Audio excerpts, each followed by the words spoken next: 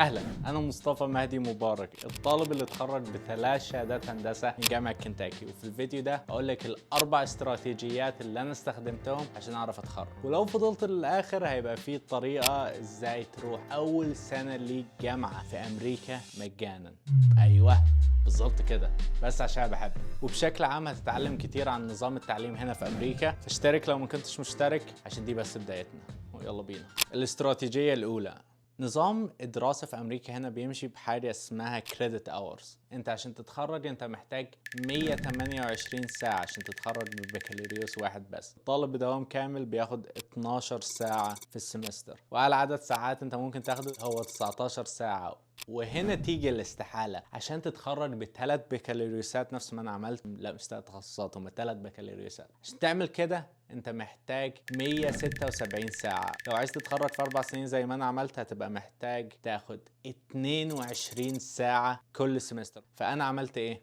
في اول فصلين دراسيين كانت درجاتي عالية قوي، اي خدمه يا رجاله، حبيبكم الجينات المصريه وبتاع. كانت درجاتي عاليه قوي لدرجه ان المستشار الاكاديمي بقى يقدر يعمل لي حاجه اسمها كورس اوفرلود بيتيشن. الفورم ده زي ما انت شايفينه بتمليه، تقول ان انت قادر على ان انت تاخد ساعات اكتر من الطبيعي، ولو درجاتك ما تقدرش مثلا تبقى ساقط في ماده وبعدين تقول انا اقدر اخد ساعات اكتر من الطبيعي. مش بتمشي كده يعني. بملي الفورم ده وبديه للمستشار الاكاديمي، وهم بيسمحوا لي ان انا اخد ساعات اكتر من الطبيعي بتاعي. هبقى انزل فيديو اقول لكم ازاي انا كنت بقدر اخد ساعات اكتر من الطبيعي، وازاي بنظم وقتي، وازاي بذاكر. فبرضه اشترك في القناه لو ما كنتش مشترك عشان انزل فيديوهات كتير قوي. الاستراتيجيه الثانيه، صح انا واخد 3 بكالوريوسات بس كلهم في مجال واحد، فانا كنت بعمل حركه ذكيه كده. كنت دايما بختار المواد، بيبقى في حاجه اسمها electives، المواد الاختياريه، يعني نفس المسار اللي انت عايزه. انا كنت بختار الالكتيفز اللي تخلص اكتر من ماده في نفس الوقت. يعني مثلا انا خدت كورس اسمه كوانتم كومبيوتنج، كمبيوتر الكمي. ده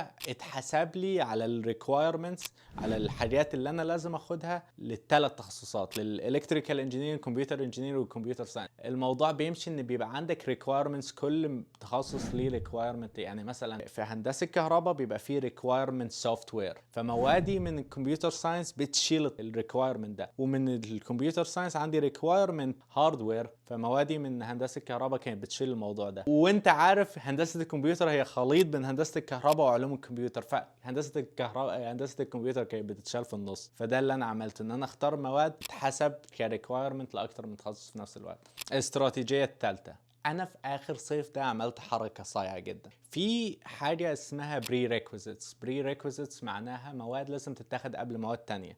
انتوا في مصر بيبقى فيه نظام الكل ماشي عليه، بس انت في امريكا انت بتختار تاخد مواد اكتر من مواد، بس دايما في مواد لازم تكون مخلص ماده قبلها عشان تعرف تاخدها. انتوا عارفين هندسه 5 سنين، وكان في كورسات ما تقدرش تاخدها سوا، لازم تاخدها فصل بعد فصل. الحد ان انت تشترك في جامعه هو 9 ساعات في الصيف، بس ده في جامعه واحده بس. فانا اللي عملته ان انا رحت اشتركت في جامعتين، روان يونيفرسيتي في نيو جيرسي ويونيفرسيتي اوف ماساتشوستس. احمدوا ربك، الكل بيقول فرايد تشيكن. ان انا كويس ان انا ما جبتش شهادتي من مثلا جامعه ماساتشوستس، مع ان انا على الشهاده بتاعتي محطوط ان انا كنت طالب في الجامعه دي وقتها. كنت ايوه انا اتخرجت من جامعه ماساتشوستس. ايوه ماساتشوستس، بقول لك ماساتشوستس. سعادتك بتكلمني؟ فالمهم انا اشتركت في جامعتين، وجا وقت يا جماعه كنت انا باخد اختبارين في نفس الوقت، كانوا اونلاين. باخد اختبار الكتروميكانكس والكترونكس في نفس الوقت. وكان الموضوع ان انا عندي ساعه ونص احل الاختبار، بحل على ده شويه بحل على ده شويه، وده كان موضوع مجنون يعني. بس وده خلصنا الموضوع ده. الاستراتيجيه الرابعه، وهي دي اللي فيها كلمه السر، النظام الجامعي الامريكي بيبقى فيه مواد حياتيه ملهاش دعوه بتخصصك، بس بتطلعك تعلمك شويه عن السياسه، بتعلمك شويه عن الاقتصاد، بتعلمك شويه عن كل حاجه. فالمواد دي اجباريه لازم تاخدها، ومعظم الناس هنا بيكونوا جايين بيها من الهاي سكول. فالنظام الامريكي في المدارس الانترناشونال بيبقى فيه نظام اي بي كريدت، ان انت ممكن تاخد مواد وانت في ثانويه تتحسب لك للجامعه، وهي المواد الحياتيه دي. بس انا عشان كنت في جامعات حكوميه ما عملتش كده، فالموضوع كان ان انا ولازم اخد المواد دي حتى زيادة عشان اتخرج، وده هيضيف لي سنة كمان. انا اكتشفت حاجة في موقع اسمه مودرن ستيتس، هحط الرابط بتاعه في الوصف. الموقع ده بيخليك تاخد كورس، انا هحط لكم الكورسات اللي المفروض تاخدوها هنا. تاخد كورس لما تخلصه وتنجح 75%، بيديك كود. الكود ده انت ممكن تروح ايمد ايست اعتقد اللي هو سنتر للاختبارات، تاخد الكود ده يخليك تاخد الاختبار ده مجانا. لما تاخد انت الاختبار ده في السنتر بتاع الاختبارات اللي في اسكندرية او القاهرة، بيتحسب لك الكريدت اورز.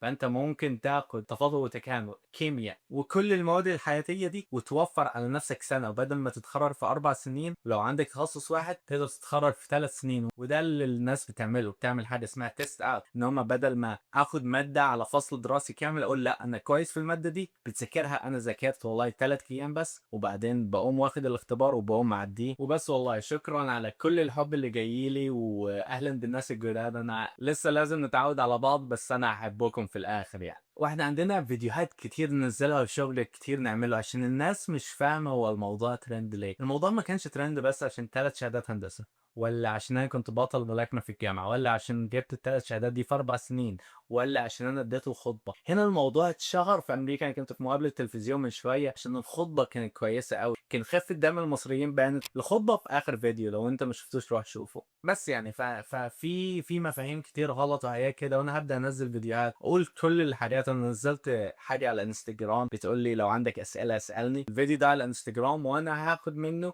وابدا اجاوب على اسئله على اليوتيوب. فيعطيكم الف عافيه، شكرا على المشاهده وبحبكم. وحشيتوا ها، تعرفوا ولا لا؟ الجداد ما يعرفوا عشان لهم 40,000 شخص جديد بس. اطلع بره.